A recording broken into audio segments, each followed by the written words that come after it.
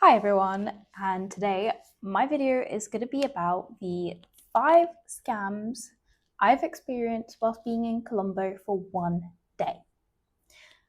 And Colombo is a city in Sri Lanka, and I'm here for 3 days, and it's my second day, but I just realized how many scams actually happened yesterday.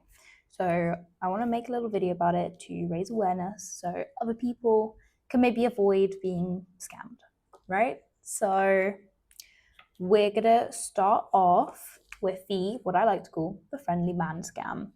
So there's been a few times when men start walking with you, complimenting you, or just trying to have like friendly chat and be your friend, trying to ask you lots of questions, and they just walk with you like wherever you're going. And Brits are quite friendly. We're polite. We're not just gonna be rude. But anyway, at the end of it, they're like, "Oh, have you heard about the festival that's going on today at this temple, this and the other?"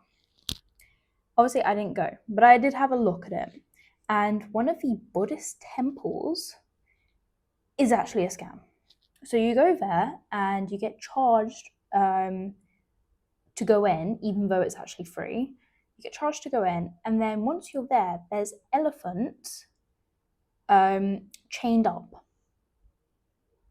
like just outside the temple, and then inside it's just terrible. So that's the first scam. It really puts a shame on, Buddhists. The next one is pretty similar. So when we went out to go and eat at a restaurant, we had the same friendly man scam, and this guy was trying to tell us that the restaurant was closed and that we should go to a different restaurant. Again, obviously, I'm not going to fall for that. Tuk-tuks. When we first got here, we were just getting into tuk-tuks left, right, and center, and we then realized it was quite expensive. So one 2-minute drive would be like 500, but when we checked on Uber, the exact same drive would be less than half the price. And we realized that with all the other all the other taxi drives. So my recommendation would be, don't ever just get into a tuk-tuk. Even if you ask for the price first, they will rip you off. I can guarantee you that. So you need to use Uber and it will give you the real price. Next one was laundry scam. So I'm at a hostel at the moment, but it's not really a hostel. There's no cooking facilities or proper chill out areas or laundry. But you can go down and ask for the laundry service. So we were initially told it would be 2,000 for 2 kilos. So we had about 5 kilos. And then when we came to collect and we had to pay, the price had doubled. The guy told us that the price he gave us was just for 1 kilo. Obviously, I was like, we were both here. 2 people have heard you say 2 kilos. And luckily, the owner overheard this and came over and was like saying to the guy, receptionist, he was like, "What are you doing? That's not the right price." And then said to us, "We'll give you a proper discount." And we're like, "You mean the original price?" So I would say if you ever agree on a price, pay immediately or have it in writing, and then once the service is done, then pay. My next scam was we got a tuk-tuk for half an hour to a nature reserve, and we just wanted to spend some relaxing time walking around. It looked like it had good reviews. Like, you don't really look that deep into it because obviously in the UK there's nature reserves everywhere and you never have to pay for it. Anyway, get there, and the people in front were locals, and they paid around 400 for 2 people. And then I don't know how much that is. You've got to divide it by 4. But anyway, then it was our turn, and they wanted to charge 2,000 per person. Now, I'm not great at maths, that's why I'm an artist, but that's like 10 times the price. And I get that tourists should pay a little bit more. I get that, I really do. But at 10 times the price? Anyway, we go in, and it's like it's almost like a swamp, and all the wooden boards had holes in them. They were rotting away.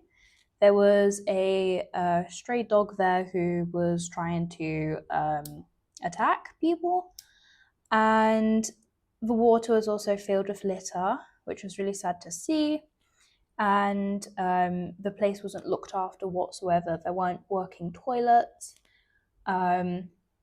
All of the paths had trees like growing, around the paths, but some of them were so low that it would come to like my hip height, and you'd have to like really bend down to like go around it and try and like not fall into the water because of the rotting floorboards.